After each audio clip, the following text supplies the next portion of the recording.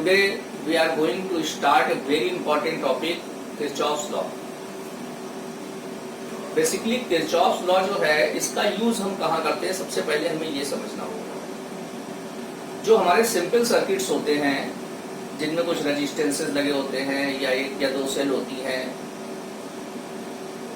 ऐसे सर्किट्स की different branch में अगर हमें करंट की वैल्यू फाइंड आउट करनी होती है तो हम ओम्स लॉ की हेल्प से ये काम कर सकते हैं। लेकिन जो हमारे कॉम्प्लिकेटेड सर्किट्स होते हैं, बेसिकली मेन उनकी बात करेंगे ऐसे सर्किट्स की जिसमें सेल्स हमारी पैरेलल कॉम्बिनेशन में होती हैं, सेल्स के ईएमएफ डिफरेंट होते हैं। तो ऐसे सर्किट्स में हम जो सर्किट की डिफरेंट ब्रांचेज होती हैं उसमें करंट की वैल्यू कभी कभी ओम्स लॉ से हम लोग नहीं निकाल पाते हैं। तो हमारे पास सिर्फ एक ही रास्ता होता है किरचॉफ्स लॉ, या एक हमारे पास कॉम्प्लिकेटेड सर्किट है जिसका इक्विवेलेंट रेजिस्टेंस किसी भी दो पॉइंट्स के क्रॉस हमें फाइंड आउट करना होता है और हम सिंपल सीरीज पैरेलल के कॉम्बिनेशन से इक्विवेलेंट रेजिस्टेंस निकालना डिफिकल्ट हो रहा होता है। उस कंडीशंस में हमारे पास किरचॉफ्स लॉ है जिसकी हेल्प से हम ये वर्क थोड़ा सा इजी वे में कर सकते हैं। तो किरचॉफ्स लॉ स्टडी करने से पहले कुछ टर्म है इससे रिलेटेड, वो हम आपको बता दें। जैसे नेटवर्क या सर्किट। नेटवर्क या सर्किट क्या होगा? तो सर्किट या नेटवर्क से मतलब ये है कि जैसे हमारे पास एक इस तरीके से एक सर्किट बना हुआ है जिसमें कुछ रेजिस्टेंसेस लगे हुए हैं, कुछ सेल लगी हुई हैं, इसके अलावा इसमें कैपेसिटेंस और कॉइल भी हो सकती हैं। तो इनका सबका जो कॉम्बिनेशन होगा ये हमारा एक इलेक्ट्रिक सर्किट हो गया। अब इस सर्किट में क्लोज लूप क्या होता है? तो जो इस सर्किट के क्लोज पार्ट होते हैं, जैसे एक पार्ट यहाँ पर बनना है P Q R S, P Q R P, P Q R P, ये आपका एक क्लोज लूप है। इसी तरीके से यहाँ पर एक बन रहा है पी एस आर पी, ये एक क्लोज लूप है। इसी तरीके से एक हम लोग ये भी ले सकते हैं P S R Q P, ये भी हमारा एक क्लोज लूप हो सकता है। तो लूप क्या होता है आपने ये देख लिया। सर्किट या नेटवर्क क्या होता है? सर्किट या नेटवर्क एक बड़ा सा सर्किट होगा जिसमें जैसे मान लीजिए आपका घर है तो आपके घर की पूरी वायरिंग जो है ये पूरा एक कंप्लीट नेटवर्क को रिप्रेजेंट कर रहा है, और एक पर्टिकुलर रूम है उसकी केवल वायरिंग वो एक क्लोज मेश होगी। तो इसी तरीके से यहाँ पर भी है कि ये पूरा का पूरा एक सर्किट रिप्रेजेंट हो रहा है और इसमें ये जो पार्ट इसका है जो एक क्लोज फिगर बना रहा है ये आपका एक क्लोज लूप हो गया। इसी तरीके से ऊपर ये हो गया पी एस आर पी, और ये सर्किट की डिफरेंट ब्रांचेज हो गई। और अगर हम एक पर्टिकुलर लूप की बात करें पी आर क्यू पी की, तो ये सेल, ये रेजिस्टेंस और ये रेजिस्टेंस इस लूप के पार्ट हो गए। तो ये बेसिक टर्मिनोलॉजी है सर्किट से रिलेटेड। अब हम आते हैं अपने किरचॉफ्स लॉ के स्टेटमेंट पर। तो बेसिकली किरचॉफ्स लॉ के दो पार्ट हैं, पहला है जंक्शन रूल और दूसरा है आपका लूप रूल। तो according to the junction rule, algebraic sum of current meeting at a junction in an electric circuit is equal to 0। अगर हमारे पास एक इलेक्ट्रिक सर्किट है उसके किसी भी जंक्शन पर जो करंट आकर के मिलती हैं या वहां से जो जाती हैं उन सबका एल्जेब्रिक सम क्या होता है? 0 होता है। जंक्शन पॉइंट सर्किट में वो पॉइंट होता है जहां पर कई करंट आकर के मिलती हैं या वहां से जाती हैं। जैसे हम इस सर्किट की बात करें तो यहाँ पर जो ये पी पॉइंट है ये हमारा जंक्शन पॉइंट है। एक करंट देखिए यहाँ ये आ रही है, एक करंट इस सेल से आ रही है, ये यहाँ से जा रही है। तो ये हमारा जंक्शन पॉइंट हो गया। इसी तरीके से आर भी हमारा एक जंक्शन पॉइंट है, आर भी हमारा एक जंक्शन पॉइंट है। अब जब हम एल्जेब्रिक सम निकालते हैं तो मैथमेटिकली हम इस बात को कैसे रिप्रेजेंट करेंगे किरचॉफ फर्स्ट रूल को? Sigma I equal to 0। Sigma I is algebraic sum of current meeting at a junction point in an electric circuit. अब एल्जेब्रिक सम निकालने के लिए करंट का हम एक साइन कन्वेंशन यूज करते हैं। जंक्शन पॉइंट पर जो भी करंट आ करके मिलती है यानी मीट करती हैं उनके लिए हम करंट का साइन क्या लेते हैं? पॉजिटिव, और जो पॉइंट से लीव आउट कर रही होती है यानी जा रही होती हैं उनके लिए हम करंट का साइन क्या लेते हैं? निगेटिव। जैसे इस फिगर को आप देखिए, इस फिगर में O आपका एक जंक्शन पॉइंट है और I1, I2 और I3 ये तीन करंट है यहाँ पर आ करके मिल रही हैं, और I4 और I5 दो करंट यहाँ से जा रही है। तो इसके इसके और इसके साइन हम क्या लेंगे? पॉजिटिव, यानी I1 I2 I3 आप पॉजिटिव लेंगे और I4 I5 यहाँ से जा रही हैं, इसलिए इनके साइन यहाँ निगेटिव लेंगे। तो अगर ये एक्सप्रेशन इस जंक्शन पॉइंट के लिए हम ओपन करके लिखते हैं तो हमारा आएगा I1 plus I2 plus I3, ये पॉजिटिव हो गई, और minus I4 minus I5 equal to 0। तो अगर आप इसको इधर साइड लेके ट्रांसफर कर देंगे तो ये हो जाएगा I1 plus I2 plus I3 equal to I4 plus I5। अब करंट की डेफिनेशन क्या है? Charge per unit time. तो I1 plus I2 plus I3 ये क्या चीज हो गया? Total charge reaching at point O पर सेकेंड, और I4 और I5 का जो सम है ये क्या हो गया? Total charge living from point O पर सेकेंड। तो आप देख रहे हैं पर सेकेंड जितना चार्ज इस पॉइंट पर आकर के आ रहा है उतना ही चार्ज पर सेकेंड यहाँ से जा रहा है। इसका मतलब जो किरचॉफ जंक्शन रूल है, it is another form of law of conservation of charge. It means it is based on law of conservation of charge. तो अक्सर ये पेपर में आता है upon which conservation law Kirchhoff first rule is based. तो आप लिखते हैं कि law of conservation of charge. तो ये था आपका जंक्शन रूल। इसके बाद लूप रूल पे आते हैं, किरचॉफ सेकंड लॉ पर। Kirchhoff second law states that algebraic sum of change in potential in a closed resistance loop in an electric circuit is equal to 0। अगर आप कोई एक इलेक्ट्रिक सर्किट ले रहे हैं, उस इलेक्ट्रिक सर्किट में कोई क्लोज लूप ले रहे हैं, तो उस लूप के डिफरेंट पार्ट के जो पोटेंशियल डिफरेंसेस हैं उनका एल्जेब्रिक सम 0 होता है। मैथमेटिकली इसको कैसे रिप्रेजेंट करेंगे? Sigma delta V equal to 0। Delta V क्या हो गया? पोटेंशियल डिफरेंस, और सिग्मा मीन्स एडिशन। तो जो भी हम क्लोज लूप सर्किट में चूज करेंगे उसके जो डिफरेंट पार्ट होंगे लूप के, उनके जो पोटेंशियल डिफरेंस होंगे उनका एल्जेब्रिक सम 0 होगा। या इसी को अदर वर्ड्स में हम बोल सकते हैं sum of product of current and resistance for a closed resistance loop is equal to algebraic sum of EMF of the cells used in that loop।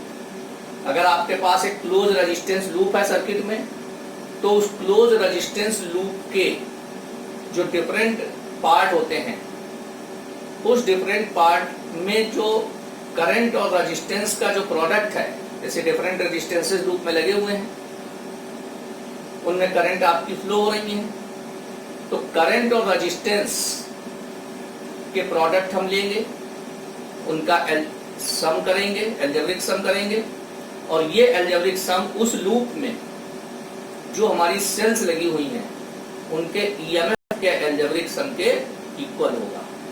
It means sum of product of current and resistance in a close resistance loop is equal to algebraic sum of EMF of the cells in that current loop। जिस current loop में हम चल रहे हैं उसी current loop में की बात हम करेंगे, दोनों तरफ। उसी लूप के लिए जो लूप के डिफरेंट पार्ट हैं, करंट और रेजिस्टेंस के प्रोडक्ट का एल्जेब्रिक सम, उसी लूप में जो हमारी सेल्स हैं उनके ईएमएफ के एल्जेब्रिक सम के इक्वल होगा।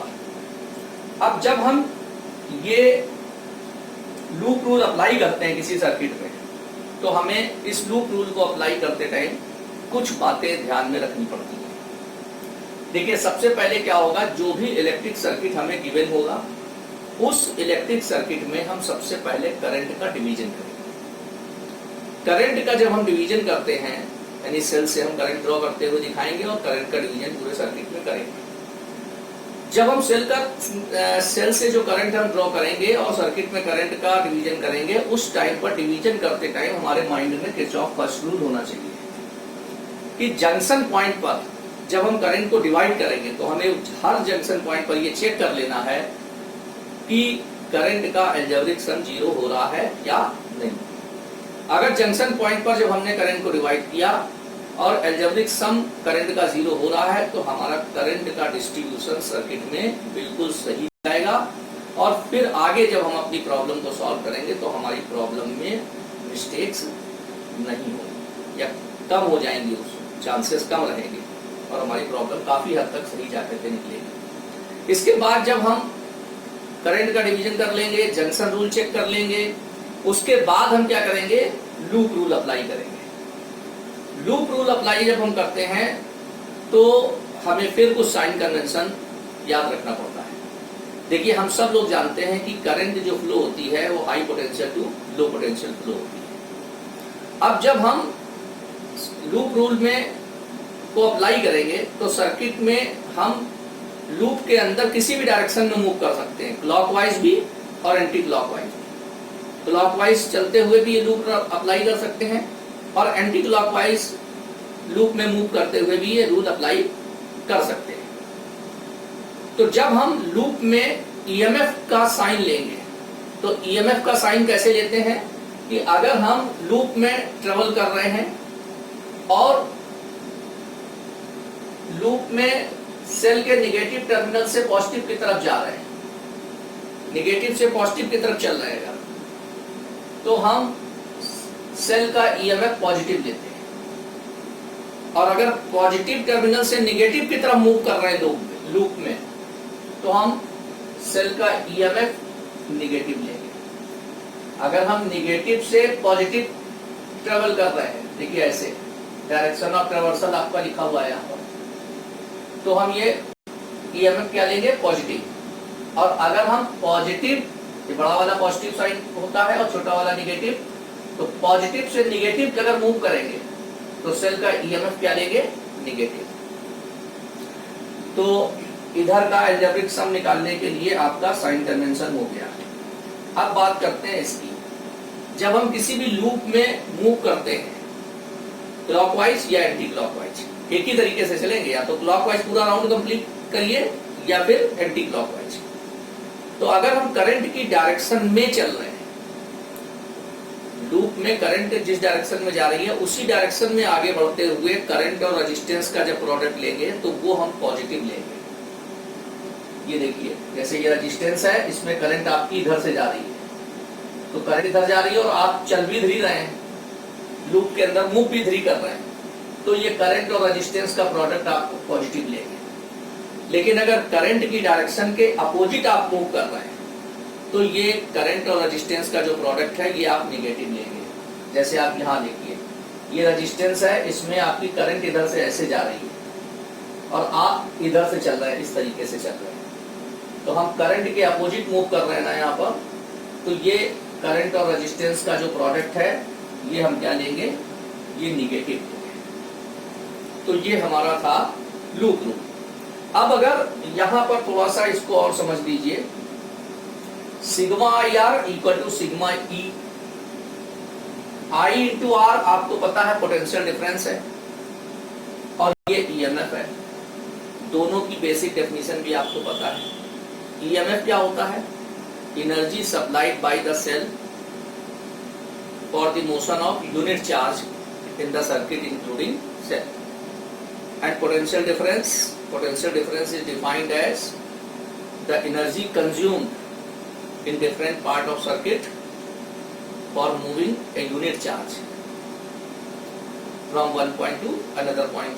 जो भी पार्ट्स हैं, किसी भी पार्ट में एक पॉइंट से दूसरे पॉइंट की तरफ जब हम मूव करते हैं तो मूव करने के लिए जो एनर्जी कंज्यूम होती है वो आपका क्या होता है, पोटेंशियल डिफरेंस होता है। तो एक तरीके से हम ये कह सकते हैं sigma E is the net energy supplied by the source for the motion of unit charge and this is the net energy consumed in the different part of circuit for the motion of unit charge. तो एक तरीके से ये जो हमारा हुआ ये एक law of conservation of energy की ही एक फॉर्म हो गया। So Kirchhoff second law is based on law of conservation of energy. First law किस पर बेस्ड था आपका, law of conservation of charge, और सेकेंड लॉ आपका किस पर बेस्ड है, law of conservation of energy. तो ये आपका law of conservation of energy पर बेस्ड हो गया। अब अब किरचॉफ लॉ को हम एक सर्किट में अप्लाई करके इसको एग्जांपल्स के थ्रू आपको और एक्सप्लेन करते हैं। पहले तो आप यहाँ पर देख लीजिए, ये हमारे पास एक इलेक्ट्रिक सर्किट है A B C D E F A. इसमें एक सेल ये लगी हुई है, एक सेल ये लगी हुई है। ये दोनों सेल पैरेलल कॉम्बिनेशन में है क्योंकि दोनों का पॉजिटिव टर्मिनल आपने सी पर कनेक्ट किया है, दोनों का नेगेटिव टर्मिनल आपने एफ पर कनेक्ट किया गया है। तो ये हमारी पैरेलल कॉम्बिनेशन में सेल्स लगी हुई है और एक ये एक्सटर्नल सर्किट हमारा लगा हुआ है जिसकी वैल्यू R3 है। अब इस सर्किट में हम ओम्स लॉ से करंट की वैल्यू फाइंड आउट नहीं कर पाएंगे, तो इसके लिए हम लोग क्या करेंगे, किरचॉफ लॉ की हेल्प लेंगे। सबसे पहले हमने क्या बताया था इस तरीके की प्रॉब्लम्स के लिए कि आप करंट का डिवीजन सर्किट में करते हैं। तो आप देखिए ये एक सेल है, एक सेल है, यहाँ से करंट हमने I1 ड्रॉ की, वो यहाँ से फ्लो होती हुई जंक्शन पॉइंट पर आएगी। एक करंट आपने इस सेल से I2 ली है जो कि यहाँ से फ्लो होते हुए यहाँ पर आएगी। अब ये दोनों जब यहाँ आएंगी तो यहाँ से ज्वाइंट होकर के ये ऊपर रेजिस्टेंस में जाएंगी। तो ये हमारा आ गया करंट यहाँ पर I1 प्लस I2। अब I1 प्लस I2 जब यहाँ जंक्शन पर आ जाएगी तो I1 अपने रास्ते से ली जाएगी नीचे और I2 अपने रास्ते से ली जाएगी, क्योंकि सेल के पॉजिटिव टर्मिनल से जो करंट निकलेगी निगेटिव पे वही पहुंचेगी। इसलिए ऐसा नहीं हो सकता है कि I1 इधर आ जाए और I2 इधर चला जाए। यहाँ पर जब जंक्शन पर आएगी तो I2 इधर जाएगी और I1 इधर आएगी। जैसे आप सुबह अपने घर से निकलते हो तो बाद में आप स्कूल खत्म होने के बाद आप अपने घर में जाते हो नॉर्मली, वैसे ही अब यहाँ पर लूप रूल हम अप्लाई करते हैं। तो पहले अगर जंक्शन रूल चेक करेंगे तो आप देखिए यहाँ पर सी पॉइंट पर हम जंक्शन रूल चेक करते हैं। तो I1 करंट यहाँ आ रही है, I2 करंट यहाँ आ रही है, तो ये दोनों हमारी पॉजिटिव हो गई और I1 प्लस I2 यहाँ से जा रही है, तो ये टोटल हो गई नेगेटिव। अब हम इनका अलजेब्रिक सम करेंगे तो क्या होगा, I1 plus I2 minus bracket में I1 प्लस I2, तो नेट क्या हो गया, 0। तो इसका मतलब हमारा करंट का डिस्ट्रीब्यूशन सही है। अब हम फर्स्ट लूप लेते हैं A B C F A, ये पूरा लूप लेते हैं। तो जब हम फर्स्ट लूप ये लेंगे A B C F A और इसमें हम इस तरीके से मूव करते हैं, ऐसे चल के ऐसे मूव करते हुए वापस यहीं पर आते हैं। तो A से हम चलेंगे, B की तरफ जाएंगे, C की तरफ जाएंगे, फिर F पर जाएंगे, फिर A पर आएंगे। ये हमने मूव करने का प्रोसीजर चॉइस कर ली अपनी तरफ से कि हमको कैसे लूप में मूव करना है। अब हम क्या करेंगे, sum of product of current and resistance निकालेंगे। तो देखिए आप सबसे पहले एक से चले, यहाँ पर आते हैं। अब इधर देखिए करंट भी इधर जा रही थी और आप भी इधर चल रहे हैं, तो करंट और रेजिस्टेंस का प्रोडक्ट आपका हो जाएगा पॉजिटिव। तो ये देखिए हो गया I1 R1 पॉजिटिव। इसके बाद आप यहाँ से चलते हुए आप यहाँ पहुंचे, तो जब आप इधर जा रहे हैं तो करंट तो इसमें इधर से आ रही है, तो करंट की डायरेक्शन के आप अपोजिट जा रहे हैं। तो यहाँ पर करंट और रेजिस्टेंस का प्रोडक्ट क्या लेंगे, नेगेटिव। तो ये नेगेटिव ले लिया देखिए। अब बाकी कोई रेजिस्टेंस इसमें है नहीं, तो काम खत्म हो गया। करंट और रेजिस्टेंस के प्रोडक्ट का अलजेब्रिक सम हो गया। अब आपको इसको किसके इक्वल करना है, algebraic sum of EMFs of the cell. तो सेल यहाँ पर ये दो थी, हम ऐसे चल रहे थे ए से बी की तरफ। तो जब हम ऐसे चल रहे हैं इधर से देखिए, तो पहले हम नेगेटिव से पॉजिटिव जा रहे हैं। तो जब नेगेटिव से पॉजिटिव चलते हैं तो देखिए ईएमएफ क्या लेते हैं, पॉजिटिव। तो ये E1 हमारा हो गया पॉजिटिव। यहाँ से मूव करते हुए फिर अब हम यहाँ पर आगे, यहाँ जाना है हमें। तो अब देखिए ये पॉजिटिव है, ये नेगेटिव है। पॉजिटिव से नेगेटिव जा रहे हैं हम, तो जब पॉजिटिव से नेगेटिव जाएंगे तो ईएमएफ क्या लेंगे, नेगेटिव। तो ये E2 माइनस हो गया। तो अलजेब्रिक सम हमारा क्या हुआ, E1 माइनस E2। तो ये एक इक्वेशन बन गई हमारी। इसी तरीके से अब दूसरा लूप ले गई है C D E F C। ये अब इसमें फिर हम लोग चलते हैं। इस बार कहां से स्टार्ट करते हैं, यहां से। फिर वैसे ही F से चलते हैं, इधर से होते हुए ऐसे जा सकते हैं। आप उल्टा भी चल सकते हो, कोई दिक्कत नहीं है, बस साइन कन्वेंशन अप्लाई करते टाइम ध्यान रखना है आपको। चलिए फिर हम लोग इधर से ही चल रहे हैं। जब हम इधर से चलेंगे तो सबसे पहले ये रेजिस्टेंस वाला है, तो करंट और रेजिस्टेंस का प्रोडक्ट लेंगे। करंट की डायरेक्शन में ही हम जा भी रहे हैं, तो I2 R2 हमारा पॉजिटिव हो गया। तो ये देखिए I2 R2 पॉजिटिव हो गया। अब यहाँ से मूव करते हुए अब हम ऊपर जा रहे हैं। तो यहाँ पर भी हम करंट की डायरेक्शन में जा रहे हैं, तो करंट और रेजिस्टेंस का प्रोडक्ट यहाँ पर भी पॉजिटिव होगा, तो I1 plus I2 into R3 ये हो गया।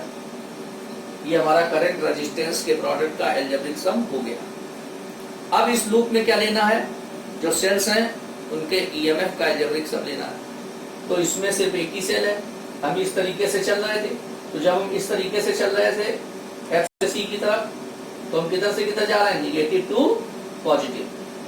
तो ये जो EMF है कैसा लेंगे, positive, according to sign convention. Negative to positive जाते हैं तो ये E को कैसा लेते हैं, पॉजिटिव। तो इस तरीके से हमारी दूसरी इक्वेशन बन गई।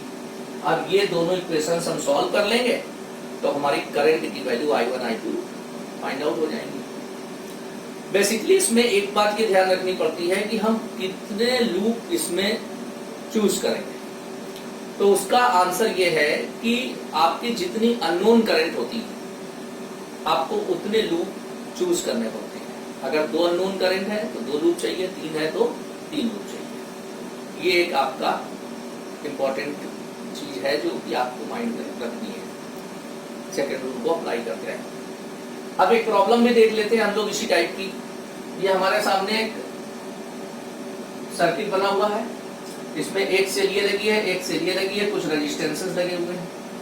आपको सर्किट की डिफरेंट ब्रांच में आपको करंट की वैल्यू फाइंड आउट करनी है। तो देखिए किस तरीके से फाइंड आउट करेंगे। देखिए P आप एक जंक्शन पॉइंट देख रहे हैं इस सर्किट में। इस सेल का पॉजिटिव टर्मिनल यहाँ पर है, इस सेल का भी पॉजिटिव टर्मिनल यहाँ पर है। आपको पता है सेल के पॉजिटिव टर्मिनल से करंट स्टार्ट होती है और सर्किट में मूव करते हुए नेगेटिव पर आती है। तो देखिए यहाँ पर दोनों सेल के पॉजिटिव टर्मिनल ज्वाइन हो रहे हैं। तो एक करंट आप I1 इससे ले सकते हैं, I2 इससे ले सकते हैं। आप ऐसा भी कर सकते थे, I1 इससे ले लेते, I2 इससे ले लेते, कोई फर्क नहीं पड़ता। चलिए खैर, जो हमने लिया है I1 इससे ले लिया, I2 इससे ले लिया। अब यहाँ पर ये दोनों करंट मिल करके जा सकती हैं, तो ये दोनों यहाँ पर ज्वाइंट हो जाएंगे और ये रास्ता खाली दिखेगा तो ये इधर से चली जाएगी। अब ये I1 प्लस I2 यहाँ से फ्लो होती हुई यहाँ आएगी, तो फिर इसको 2 रास्ते मिल रहे हैं।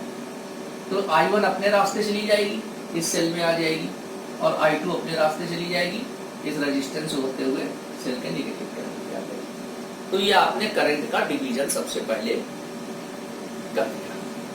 अब ये करंट का डिवीजन जो आपने किया है ये सही किया है या गलत, इसको चेक करेंगे किसकी हेल्प से, जंक्शन रूल की हेल्प से।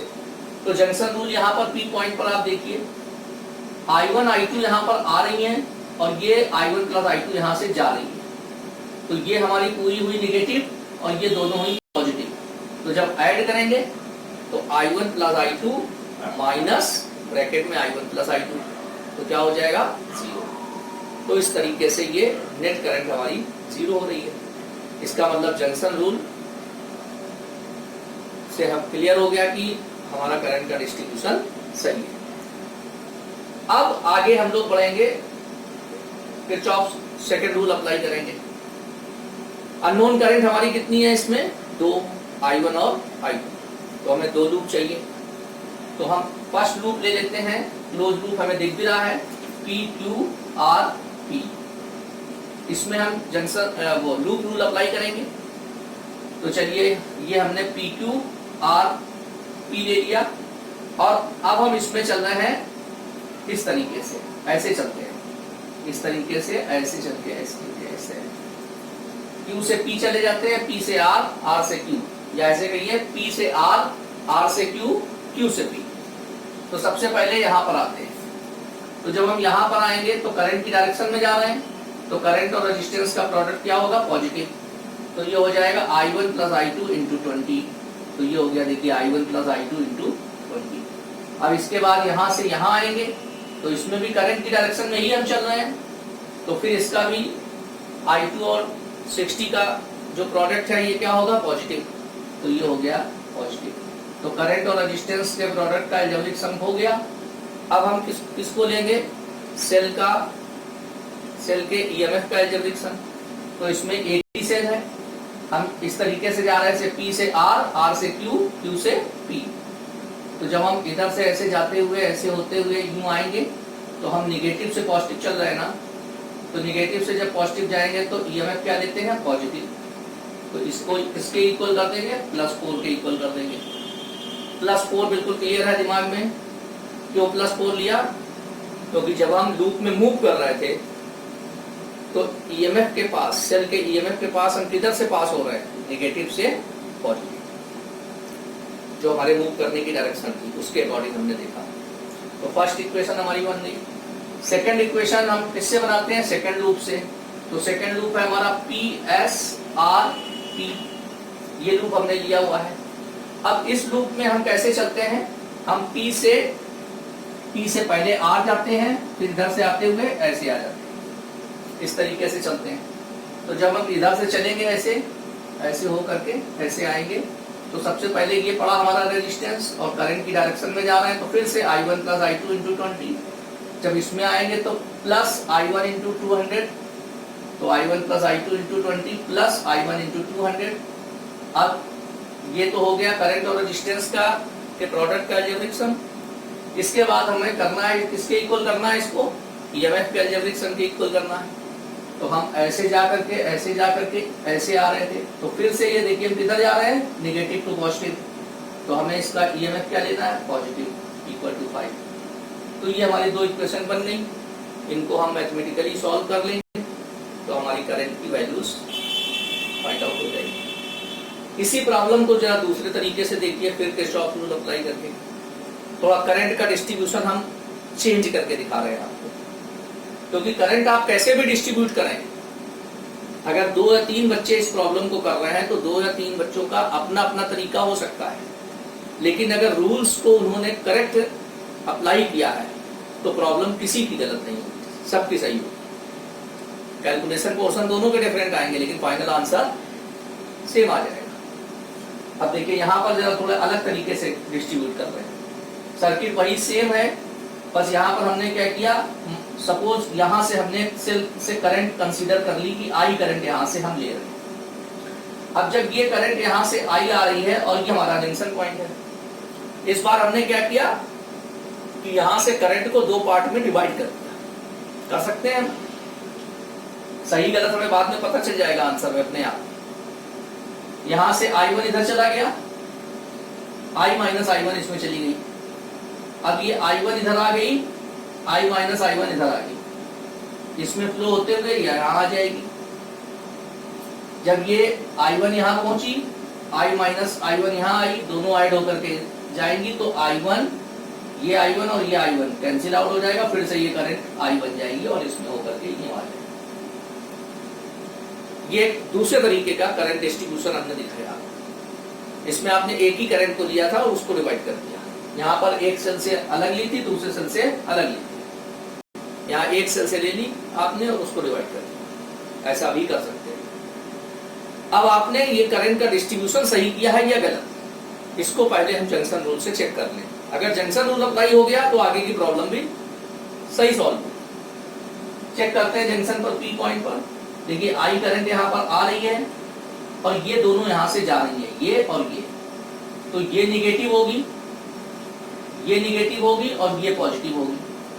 तो अगर हम इनका अलजेब्रिक सम करेंगे तो I माइनस ब्रैकेट में I - I1 और माइनस I1, तो जब इसका ब्रैकेट खोलोगे तो ये माइनस में रहेगा, ये प्लस में रहेगा, ये प्लस इसको काट देगा और I से I कट जाएगा। इस तरीके से आप यहाँ देख सकते हैं कि ये आपने लिखा I प्लस का माइनस I - I1 और माइनस I1, तो जब ब्रैकेट खुलेगा तो देखिए I कैंसिल हो जाएगा और ये साइन प्लस का हो जाएगा, तो ये इसको कैंसिल करेगा, = 0 आ जाएगा। तो इस तरीके से ये आपका अलजेब्रिक सम 0 हो जाएगा करंट का। इसका मतलब ये करंट का डिस्ट्रीब्यूशन हमारा सही है। तो अब फिर से इसकी इक्वेशंस, इसकी जो है इक्वेशंस बनाते हैं। P, ये लूप लेते हैं PRQP, PRQP। तो हम इधर से चलते हैं, तो जब हम इधर से चल रहे हैं तो करंट की डायरेक्शन में जा रहे हैं, तो करंट और रेजिस्टेंस का प्रोडक्ट क्या लेंगे, I1 × 20, ये हमारा पॉजिटिव होगा। इसके बाद हम यहाँ से यहाँ आएंगे तो ये I × 60, ये भी करंट की डायरेक्शन में जा रहे हैं, तो ये भी पॉजिटिव होगा। देखिए तो करंट और रेजिस्टेंस का प्रोडक्ट हो गया। अब इसके बाद क्या लेना है, अलजेब्रिक सम ऑफ ईएमएफ। तो हम जब इधर से लूप में मूव करते हुए यहाँ पहुँचेंगे तो हम इधर कहाँ जा रहे हैं, निगेटिव टू पॉजिटिव जा रहे हैं, देखिए ऐसे। तो इसका ईएमएफ होगा positive equal to 4। First equation हो गई हमारी। इसके बाद सेकंड लूप लेते हैं पी एस आर टी। अब इसमें हम इस तरीके से चलते हैं, एस से आर जाएंगे, फिर इधर आएंगे और फिर इसमें जाएंगे। तो जब हम इधर चल रहे हैं ऐसे, तो करंट इंटू रेजिस्टेंस का प्रोडक्ट क्या होगा, पॉजिटिव, क्योंकि करंट की डायरेक्शन में जा रहे हैं। तो I minus I one into 200, I minus I one into 200।